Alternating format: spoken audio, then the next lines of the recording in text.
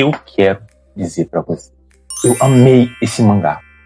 Eu amei mesmo. Dizer assim que eu não sou o público-alvo, que é pai de pet. Geralmente essas histórias pegam muito mais aquelas pessoas com aquele pet de estimação que chama de filho, que tem todo aquele amor, aquela entrega, que compra roupinha. Eu não sou esse público. Mas essa história me cativou de uma maneira em que eu me emocionei ao vivo. Na live do Gibisfera, assim. Teve um momento que, se você não conhece Gibisfera, é um programa de lives semanais, fazendo resenhas, inclusive eu já indico pra vocês. E aí, ao resenhar esse mangá, teve um momento que um amigo falou de uma cena que veio a lágrima nos olhos. Eu segurei, mas, enfim, eu não vou mais enrolar. E vou falar desse mangá que é maravilhoso, que é O Cão que Guarda as Estrelas. Eu tenho aqui na edição antiga, que é O Cão que Guarda as Estrelas e O Outro Cão que Guarda as Estrelas, que foi a primeira edição que a JBC lançou, que agora, se você não sabe, ela lançou uma edição integral, e vai estar aqui. E essa história, gente, eu me arrependi de não ter lido antes. Eu me arrependi mesmo, porque, cara, ela é maravilhosa. Ela carrega simbolismos, significados, e ela conversa contigo. E o mais interessante, por incrível que pareça, é que ela só usa, entre aspas, os animais para passar mensagens sobre o cotidiano. O animal não é uma ponte para você se emocionar, para vender, como a Disney costuma fazer com coisas fofinhas.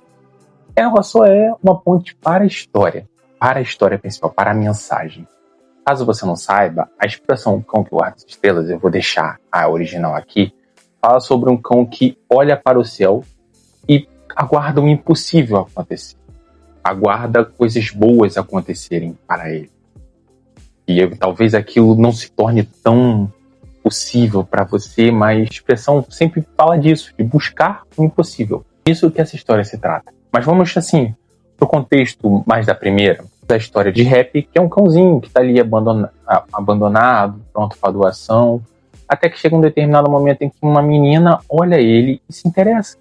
E pede pro seu pai para adotar aquele cachorro, obviamente. O pai nega, a princípio, nega bastante, por sinal. Cede, e aí nós vamos acompanhando a história dessa família pela ótica do cão. Ele vai se aproximando do jeito dele. Engraçado que o autor é bem sensível e mostra, o jeito do cão, mas de um jeito antropomórfico. Claro que o cão não fala, mas mostra, falas do cão, conforme ia a aproximação, ele não entendendo certos assuntos que são cotidianos dos seres humanos, e assim por diante, e até que chega um momento em que a família vai crescendo, vai amadurecendo, a mulher pede o divórcio, e essa família acaba se separando e tomando rumos diferentes. Por causa desse divórcio, ele leva o cachorro, acaba seguindo a vida. Seguindo essa vida, cultural japonês, e vão acontecendo certas coisas que vai te emocionando. Eu até classifiquei isso na resenha como um This Is Us dos mangás.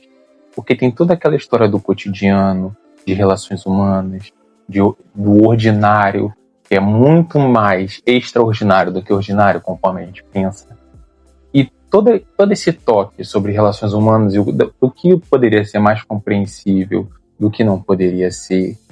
E por isso que eu falei que o foco não é tanto o cão, ainda que tenha o cão, mas o foco ainda se torna nas relações humanas. E é isso que me encantou mais ainda nesse mangá. Que ele é lindo, gente. Ele é lindo, ele é emocionante e trágico. Muito trágico. Mas trágico de um jeito que, cara, ele arranca o seu coração. Tem gente que fala desse mangá como se você não tivesse sido recuperado ainda. Ele deixou sequelas graves. Acerto, gigante da JBC. Eu não quero dar mais detalhes da outra história, porque a outra história foi lançada uns anos depois de diversas cartas ao autor. O autor não queria lançar, mas por causa da recepção dos fãs, ele falou, não, peraí, eu vou escrever mais uma história. E tem uma coisa aqui que eu não gosto tanto, que é o retcon. Mas, cara, ele faz tão bem, mas tão bem. E vai costurando as relações, e ele tem um senso de moral, tão diferente do habitual, que me comoveu. Me comoveu mesmo. Toda essa jornada que ele faz com os personagens, que tem um personagem que aparece aqui na primeira história, e vai pra segunda e tem um destaque muito maior e é muito interessante. É uma história de comoção. Traços lindamente desenhados, repleto de simbolismos. Se você observar aqui, por exemplo, tem um girassol, que é símbolo de esperança, de vida. Essa questão aqui do cão que guarda as estrelas, como eu falei, do impossível. Aqui o interessante foi traduzido como outro cão que guarda as estrelas. Só que no original, o mais correto seria a família do cão que guarda as estrelas. Mas a tradução ficou interessante, ficou algo mais clichê, algo que pega mais. O cão que guarda as estrelas, outro cão. A família do cão ficaria algo meio longo. Eu gostei desse tópico de ser traduzido. E o mais interessante, eu tô interessado no outro mangá que a JBC lançou, fala de inteligência artificial e tal, e cara, vai me pegar. Me pegou mesmo. Olha, eu tô afim de ler essa história, de verdade. E mais interessante, o que eu mais tô afim também é o seu like. Sim. O seu like pode chegar aqui com tudo. Então, me dê essa força para eu continuar seguindo com o canal, falando de certas coisas, enfim. Vambora. E é isso. Então, fica essa recomendação marota pra você. É linda. Vai ser volume único, obviamente, o autor não vai lançar mais. Então, esses dois aqui, na verdade, são um. E fica por aqui. E até a próxima.